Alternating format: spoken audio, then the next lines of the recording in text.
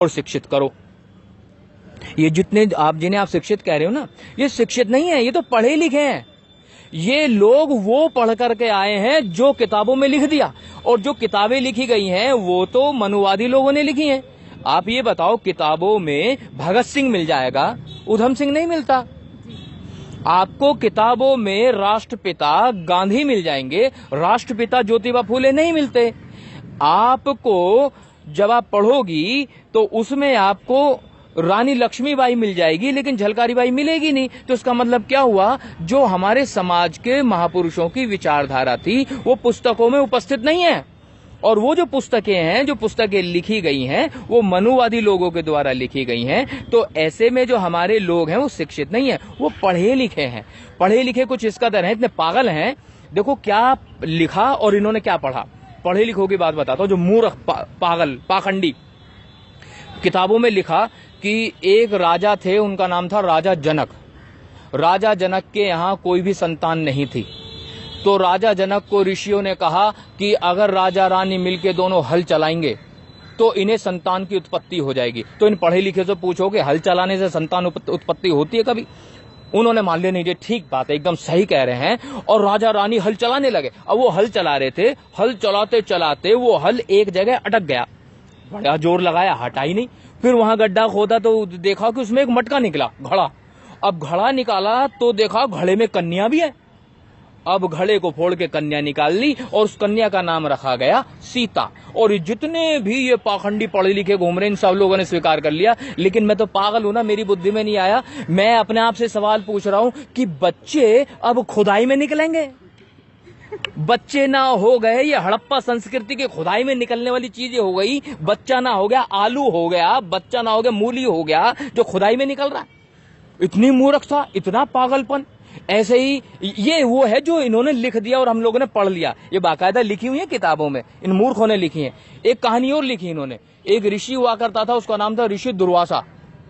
अब वो कुंती जहां रहती थी, कुंती राजा की बेटी थी, तो आए वहां, तो कुंती ने बड़ी सेवा करी उसकी। अब जब सेवा की तो वो कहने लगा, ऋषि बेटी मैं तेरे को मंत्र देकर जाऊंगा, और मंत्र ऐसा है जैसे वो मंत्र पढ़ेगी तो जिस देवताओं को तो बुलाना चाहिए आ जाएगा। तो ठीक है साहब, दे दो। उसने मंत्र दे दिया। अब किसी को कोई नई चीज मिले तो बड़ा खुश होता है, उसका इस्तेमाल करके देखे। नया मोबाइल आए तो मन करता है बार बार उसके बटन दबाए, तो उसे भी नया मिल गया वो। अब उसने वो मंत्र पढ़ दिया। मंत्र क्या पढ़ गया, वो तो ऐसे स्मार्टफोन हो गया कि विजेट खुल गए। बताओ कौन से देवता को बुलाना है? इंद्र को बुलाना है, वायु देवता को बुलाना है, वरुण को बुलाना है। अब उसने गलती से सूर्य देवता को बुला लिया। अब सूर्य देवता वहां प्रकट हो गए। सूर्य देवता आकर कह रहे, मतलब सूर्य, ये जो सूर्य दिख रहा है, सूर्य वहां पर आगे कह रहे हैं बता बेटा क्या चाहिए। जी भाऊजी मैं तो वैसे ही बुला रही थी, मैंने तो वैसे ही मंत्र पढ़ना, वैसे कुछ नहीं। अब तो मैं आ गया, मैं तुम्हें कुछ दे के जाऊंगा।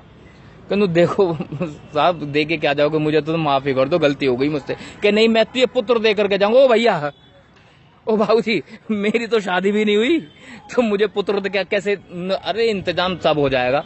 उसने ना जाने कौन सा मंत्र पढ़ा, सूर्य देवता ने ना जाने कौन सा, मतलब कौन सी औषधि लगाई, एलोपैथिक लगाई, होम्योपैथिक लगाई, ईरानी के साथ यूनानी भी पेल दी, और कुंती के कान में से एक बच्चा पैदा हुआ, कान में से। और उस बच्चे ने कवच और कुंडल पहन रखे थे और उसका नाम रखा गया कर्ण। तो मैं ये पूछ रहा हूं भाई, पढ़े लिखे लोगों, पागलों, मतलब बच्चों ने पैदा होने की जगह बदल दी। मतलब कहीं तो कुछ तो पागलपन की कोई तो सीमा हो, मतलब मूर्खता की कोई तो हद हो। कान में से बच्चे पैदा हो रहे हैं। मुझे तो ये बात बर्दाश्त ना बर्दाश्त काबिल है कि जो है कान में से कैसे हो जाएगा। तो मतलब इन लोगों ने तो जो नेचुरल प्रोसेस है वही खत्म कर दिया। इन्होंने निषेचन क्रिया ही खत्म कर दी, सब खत्म। तो मैं ये कहना चाह रहा हूं, जो पढ़े लिखे लोग हैं, जो समझदार लोग हैं, इन्हें कम से कम विज्ञान पे भरोसा होना चाहिए। इन्हें भरोसा होना चाहिए अपनी मस्तिष्क पर, क्योंकि बुद्ध ने कहा है किसी बात को इसलिए मत मानो कि वो किताबों में लिखी है, किसी बात को इसलिए भी मत मानो कि जो है बड़े बुजुर्ग कह रहे हैं, किसी बात को इसलिए मत मानो कि आसपास की दुनिया कह रही है, किसी बात को इसलिए मानो कि आपकी बुद्धि की कसौटी पर सही उतरती तो मान लो, और अगर बुद्धि की कसौटी पर सही नहीं उतरती तो मानना बिल्कुल मूर्खता है। तो इसे जो आपने कहा ना जैसे पढ़े लिखे लोग ज्यादा मान रहे हैं, हाँ मान रहे हैं, क्योंकि उन्होंने वो पढ़ा है जो दूसरे मनुवादियों ने लिखा है।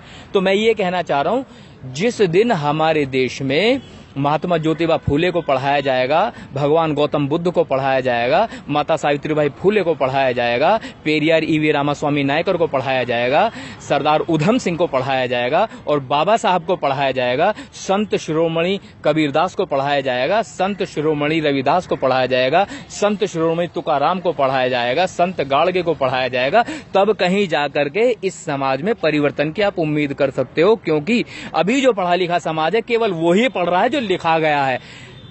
अभी तो हमारे समाज में लिखने वाले ही पैदा नहीं हुए। मैं तो निवेदन करूंगा आपके चैनल के माध्यम से, जितने भी अपने आप को विद्वान समझते हो कि लिखना शुरू करो, इतिहास बदलो। इस देश का जो सच्चा इतिहास है वो सबके सामने आना चाहिए, ताकि हमारे समाज के लोगों को हमारे महापुरुषों की विचारधारा के बारे में पता लग सके।